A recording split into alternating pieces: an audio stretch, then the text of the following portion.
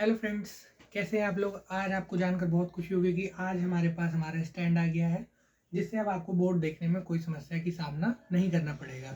तो वही बात है, आज के लेक्चर पे हम बात करेंगे एनालिटिक की आखिरी सवाल पर जो इम्पोर्टेंट होगा, और ये एनालिटिक फंक्शन का आखिरी ही मान के चलता हूँ मैं, ठीक है। तो आज हम बात करेंगे इस सवाल पर, जो कि है कि F Z is an analytic function with constant modulus so that F Z is constant. तो हमें ये प्रूव करना है। तो अब इसके लिए हमारे पास वही पर्चा हमारे पास है जो हमेशा हम लेकर आते हैं, एक जिस पर एक सवाल के स्टेप्स लिखे रहते हैं। तो हम इसी से आगे बढ़ेंगे, और मुझे पता है आप लोग को बहुत अच्छे होंगे। आप लोग हमारे चैनल को सब्सक्राइब करिए, लाइक करिए, शेयर करिए, और जितना ज़्यादा हो सके उतना ज़्यादा आप इसे देखिए। और जो नहीं आता है उस पर आप सवाल पूछिए। और आज मुझे लगता है कि हमारा कैमरा सही है। अगर आपको कैमरा एंगल ज़रा सा भी इधर से उधर या थोड़ा सा अटपटा लगता है तो आप हमें ज़रूर बताइएगा, क्योंकि अब देखिए ऐसे सामने से तो हमें नहीं पता चल जाएगा। मेरे हिसाब से अभी ये ठीक है, लेकिन अब आपके हिसाब से ये कैसा है तो ये आप हमें वीडियो के कमेंट बॉक्स में ज़रूर बताइएगा। तो भाई ठीक है, आज हम लोग बात करते हैं, और ये एनालिटिक फंक्शन की आखिरी सीरीज़ है। और हाँ, एक बात और मैं बता दूं आपको, कल से हम लोग शुरू करेंगे लॉरेंट सीरीज़। लॉरेंट बहुत इंपॉर्टेंट है, पेपर में एक 14 नंबर का क्वेश्चन रखा ही रहता है इससे।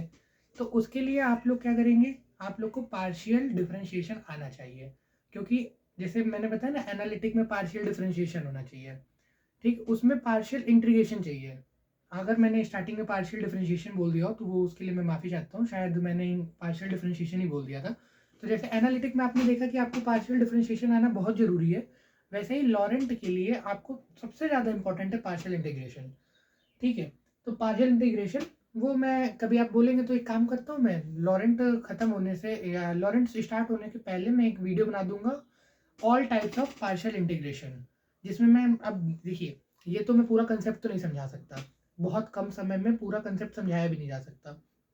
तो कभी हम जब इंटीग्रेशन पर बात करेंगे तब हम इंटीग्रेशन की बात कर लेंगे, जिसमें हमारे पास सब्स्टिट्यूशन मेथड और बाई पार्ट्स हो गया, और ये पार्शियल इंटीग्रेशन हो गया। तो ये सब चीज़ों पे हम अलग से कभी चर्चा कर लेंगे। अभी फिलहाल हम इंजीनियरिंग पर्पज से देख रहे हैं, तो हम ये कहेंगे कि आप पार्शियल इंटीग्रेशन के सारे फॉर्म्स जो है वो कल मैं आपको यहाँ पर लिखा दूंगा, जिससे ट्रिक हो जाएगी, जिससे आप देखोगे आपको समझ में आ जाएगा। तो बस आज के वीडियो में बस हम इतनी बात करेंगे, बातचीत होगी। और आप हमारे चैनल को शायद मैंने बोल ही दिया, लाइक करिए, शेयर करिए, सब्सक्राइब करिए, वो सब तो आप करते ही रहेंगे और करना भी चाहिए। तो चलिए हम लोग शुरू करते हैं। अब देखो भाई, कह रहा है F Z is an analytic function.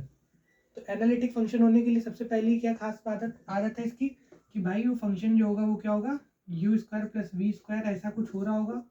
अगर मैं एफ जेड की बात करूं तो वो फंक्शन कोई u plus i v type का होगा।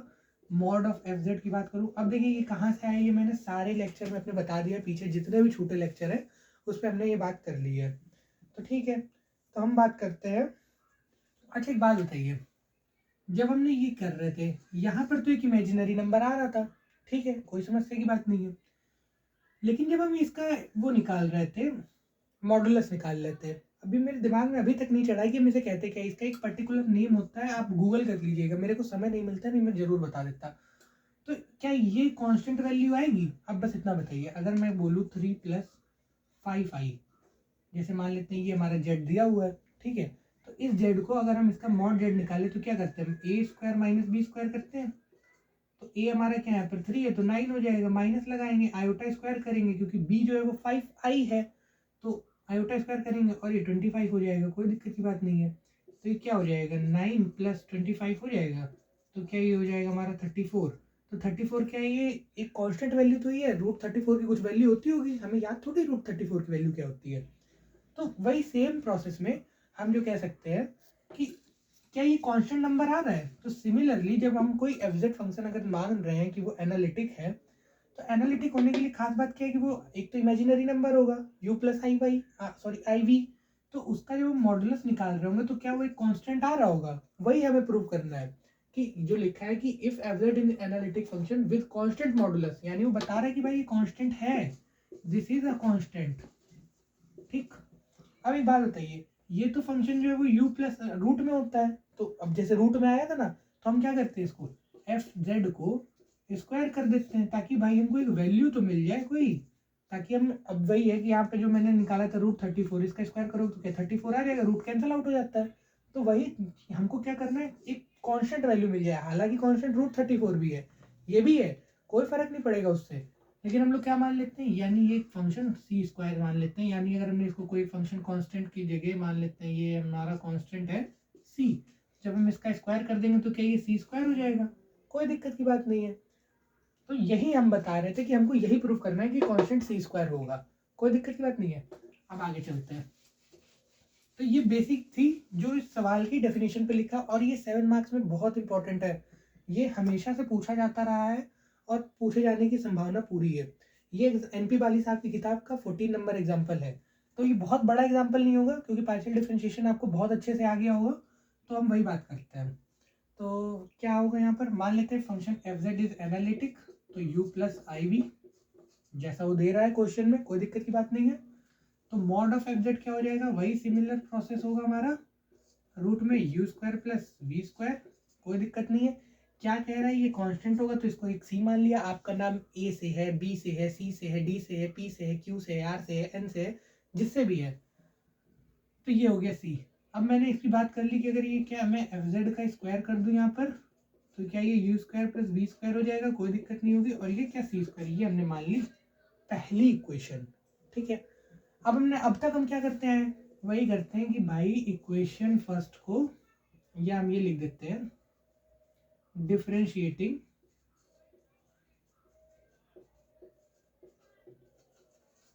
Equation first partially with respect to x and y।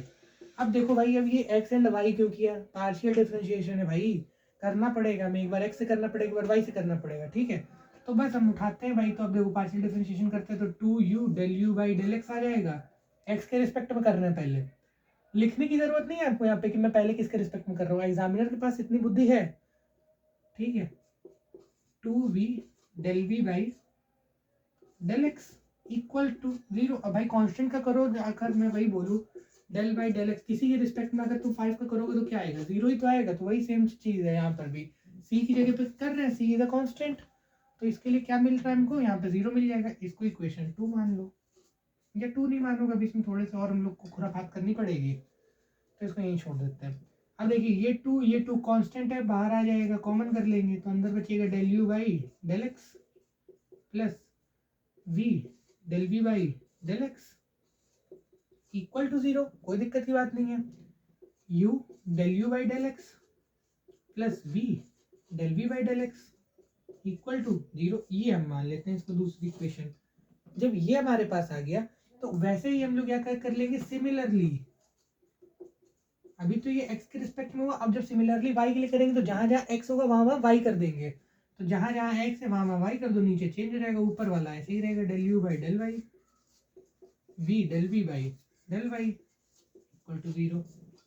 ये था, ये आपको समझ में आ गया होगा, कोई दिक्कत की बात नहीं होगी यहाँ पर, ठीक है। ये हो गया, अब हम इसे इरेज करते हैं, क्योंकि अब इधर लिखेंगे, क्योंकि मैं लेफ्टी हूँ तो मुझको यहाँ से थोड़ा, मैं एकदम बाहर में गिर जाऊंगी, यहाँ पर कोई स्टैंड नहीं है तो मैं गिर जाऊंगा, इसलिए मैं अभी तक कैमरा जो था कि हम लोग थोड़ा साइड में रखते थे, तो भाई मैं थोड़ा सा इधर होकर पढ़ा देता था, लेकिन अब अगर मैं ऐसे पढ़ाऊंगा तो वो समझ में नहीं आएगा, तो इसीलिए बस ये आधे बोर्ड पर ही हम काम करेंगे, ठीक है। ये हमारे थोड़े से,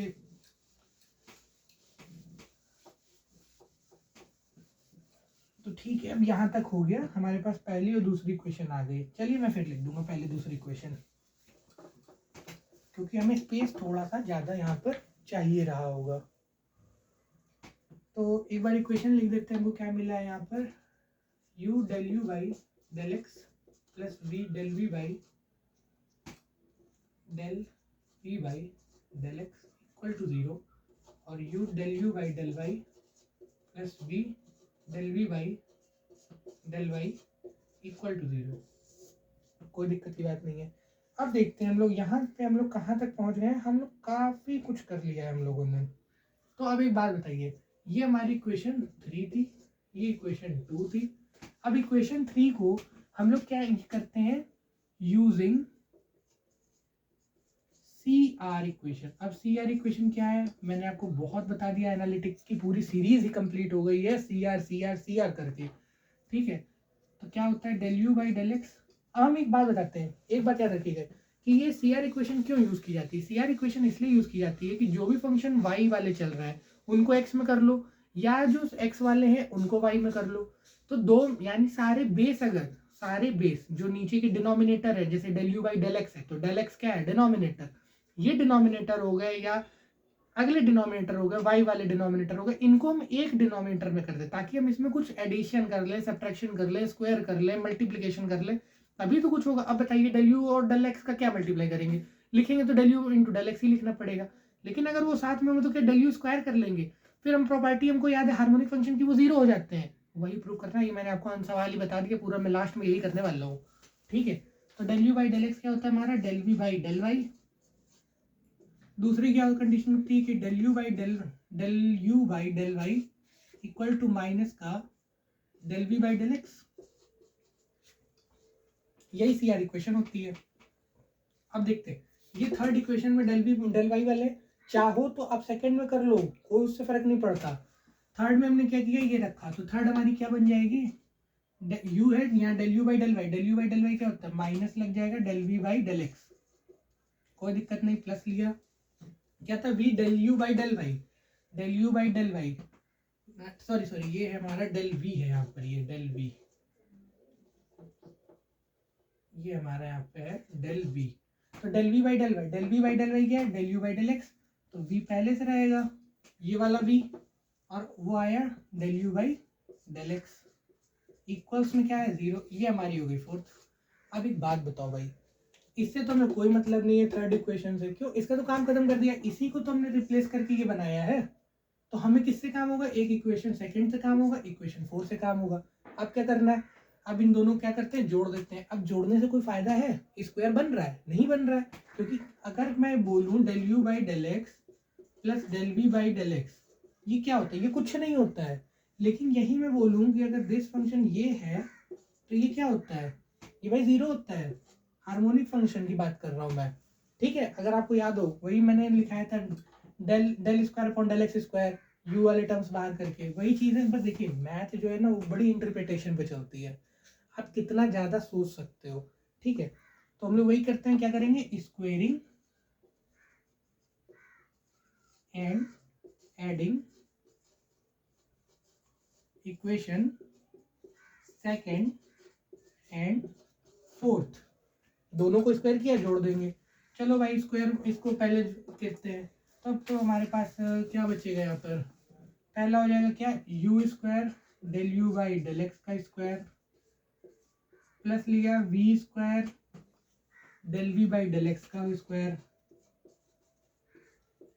प्लस किया। अब इसको करेंगे तो फिर ये माइनस माइनस क्या हो जाएगा, प्लस हो जाएगा, माइनस का स्क्वायर प्लस होता है, तो फिर से u square del we by del x का स्क्वायर, कोई दिक्कत नहीं है, प्लस किया v square del you by del x का स्क्वायर, कोई दिक्कत की बात नहीं। और इक्वेशन साथ में क्या बराबर में जीरो तो रहेगा ही ना, कोई समस्या तो आया नहीं। अब देखते हैं, u वाला है तो u वाला है, v वाला है तो v वाला है, इन दोनों को साथ में कर लेते हैं, यानी इसको जहाँ जहाँ पे मैंने टिक किया है वो दोनों साथ में ले लो। अब इसमें और इसमें मैं देखूंगा तो यू स्क्वायर कॉमन है, तो यू स्क्वायर कॉमन कर लो। अब इतना मैं डायरेक्ट कर सकता हूँ, इतना आपको समझ में आ सकता है, plus del we by del x का होल स्क्वायर कर लिया, कोई दिक्कत की बात नहीं है, ठीक। v वाले भी कर लेते हैं, तो बस वैसे ही सिमिलरली v को स्क्वायर कॉमन कर लिया, तो del we by del x का स्क्वायर और प्लस में del you by del x का स्क्वायर। अब यही दोनों सेम चीज़ है, इन दोनों को कॉमन कर लो, तो U square plus we square आ जाएगा, ये आ जाएगा मेरे पास del you by del x का होल स्क्वायर, प्लस अब ये आगे पीछे है, प्लस में चीज़ें आगे पीछे होती रहती, उससे कोई फर्क तो पड़ता नहीं है, del we by del x का whole square equal to zero, साथ में चल रहा है। ये क्या होता है, ये भाई हमारा c है। अगर आपको याद हो स्टार्टिंग पे ही मैंने बताया था u square plus we square को हमने माना था c, तो ये c स्क्वायर हो जाएगा, तो ये हो जाएगा del you by del x, c में मीन्स क्या था, constant, del we by del x का स्क्वायर, कोई समस्या की बात नहीं है। c हमारा इधर आ जाएगा तो ये गायब हो जाएगा, इस वाले टर्म को हम लोग क्या कहते हैं, क्या 0 कहेंगे? नहीं, यहाँ पर ये एफ जेड हो जाएगा, मॉड एफ जेड। क्यों मॉड एफ जेड हो जाएगा? क्योंकि एफ जेड जो हमने माना था वो क्या होता है, del by del you by del x plus del we by del y. अब जब इसको हम लोग यहाँ पे जब ये कर रहे हैं, स्क्वायर कर रहे हैं, तो ये मॉड में एफ जेड आएगा, क्योंकि कांस्टेंट वैल्यू है ना ये, आप समझ रहे होंगे। तो कोई समस्या की बात नहीं है। यहाँ पर हम लोग डायरेक्टली लिख देंगे क्या, अब इसको मैं जो है यहाँ पर लिख सकता हूँ कि सी तो इधर गायब हो गया, तो ये क्या हो जाएगा, f z square is equal to 0।